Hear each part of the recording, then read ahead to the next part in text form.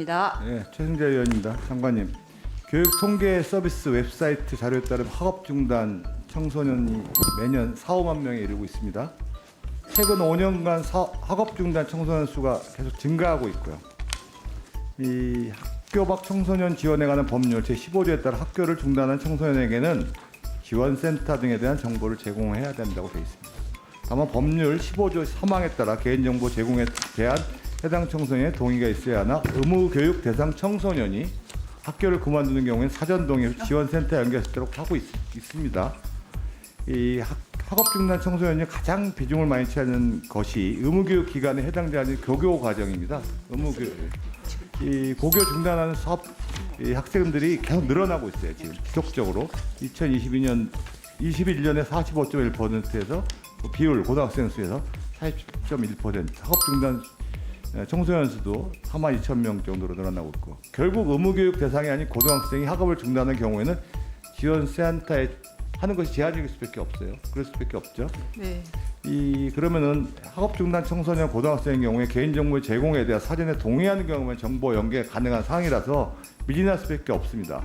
학교 밖 청소년 지원센터에 지원을 받은 청소년이 다시 학업에 복귀하거나 사회에 진입한 경우가 얼마나 됩니까? 한번 말씀해 주시고요. 그래서 전국 229의 학교 밖 청소년 지원센터에 대해서 학업 중단 청소년이 연계되어 다양한 지원 제도를 안내받고 학업 복귀 및 사회 진입을 할 수 있도록 적극적인 울타리가 되어야 될 필요가 있다. 이렇게 개선 방안이 좀 필요하다고 저는 생각을 합니다. 그 말씀 좀 부탁드리고요. 하나 더 질문 드릴게요. 추가로. 여가부에서 성폭력, 가족폭력, 성매매, 여성폭력 피해자 지원을 해바라기 센터 운영하고 있죠. 네. 이 보니까 내용이 의료 지원, 수사, 법률 지원, 심리 치료 지원 하고 있는 걸로 알고 있습니다. 운영민 역할에 대해서도 뭐 잘 아실 거라고 생각하고요. 해바라기 센터는 의료기관에 설치되고요. 네. 각 지자체 경찰들과 연계해서 성폭력 피해자를 지원하고 있고, 한국여성인권진흥원 조사에 따르면 39만 8,980건의 서비스를 지원한 거로 나와 있습니다.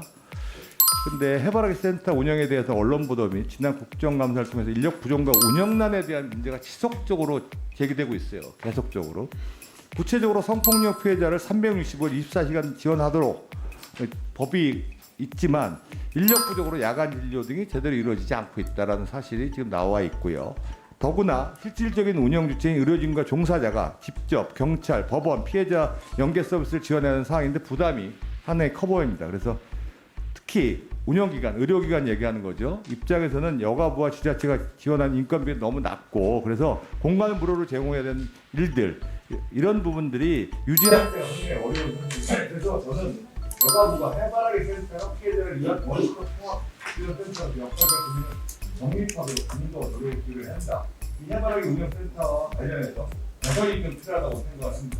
제도의 문제일 수도 있고요, 운영의 문제일 수도 있고, 예산의 문제일 수도 있습니다.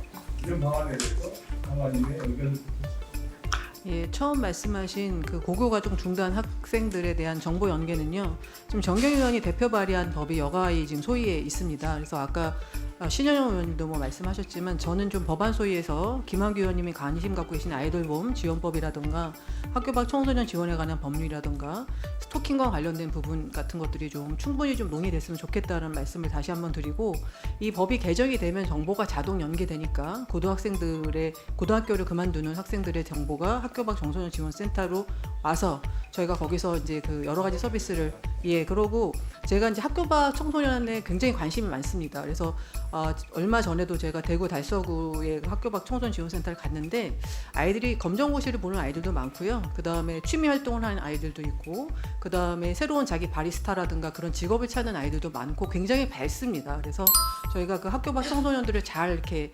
보호해서 새로운 길을 개척할 수 있도록 해줘야 된다는 생각이 들고요. 그다음에 햇센은 제가 서울대병원 햇센도 이제 가본 적이 있긴 한데 이제 저희가 이제 충남에 이제 올해 이제 하나 설치를 더 합니다. 그리고 내년에 또 하나 설치를 하는데 햇센은 이제 그 병원에 다 있기 때문에 병원에 인센티브가 있어야 됩니다. 병원에서 그거를 개설을 해야 되는데 굉장히 어려워하세요. 서울대병원도 이제 그 센터장님 만나보고 그 서울대 병원장님도 만나봤지만 그게 이제 일종의 봉사거든요. 사회 봉사에 해당되는 그런 거기 때문에 저는 병원 인센티브에 특히 뭐 국립대 병원이라든가 이런 데는 직접적으로 반영할 수 있어서 그 부분은 복지부랑 저희가 협의를 하고 있다 말씀드리겠습니다. 인센티브를 주는 방안도 있고 지원 방안도 만들고 공사에 대한 개념을 좀 새로 잡고 아니면 국립병원 같은 경우는 의무화시키는 방안 이런 협의를 구체적으로 해야 될 것 같습니다. 그러니까 복지부 교육부랑 다 협의가 필요합니다. 네.